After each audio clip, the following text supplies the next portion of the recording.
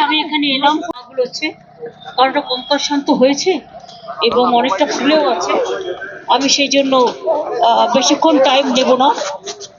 আমার সাথে অনারেবল গভর্নরের মিটিং ভালোভাবে হয়েছে, সৌজন্যমূলকভাবে আমরা টোটালটাই ডিসকাস করেছি এবং 26 তারিখে আমি আবার আসবো, আবার দেখা হবে। আমি এটুকু তোমাদের বলে গেলাম।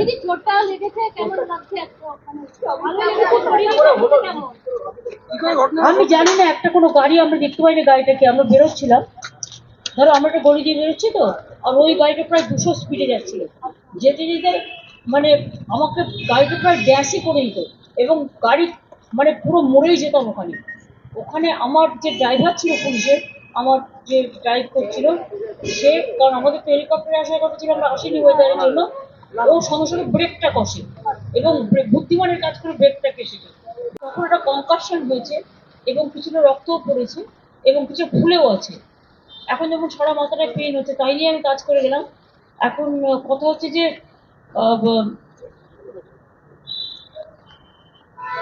গাড়িটা যদি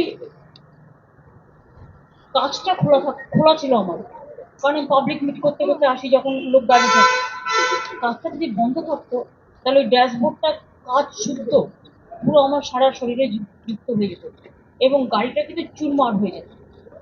ওই ব্রেকটা এসেছিল বলে কোনো রকম 1 সেকেন্ডের জন্য হয়তো বলতে পারো মানুষের আশীর্বাদে বেঁচেছি।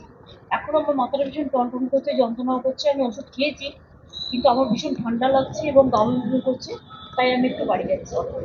না না, এগুলো এগুলো দেখো, অনেকে অনেক সময় মিসইউজও করে কারো কারো গাড়ি বলে। এগুলো তোমরা তো দেখেছো বিএসএফ এর ড্রেস পরে আমার বাড়ি চলে গেছিল। আমার মনে হয় এটা পুলিশ ইনভেস্টিগেশন করুক, মানে law will take its own course. Police investigation করে দেখুক, আমি এক্ষুনি কোনো কথা বলতে চাই না।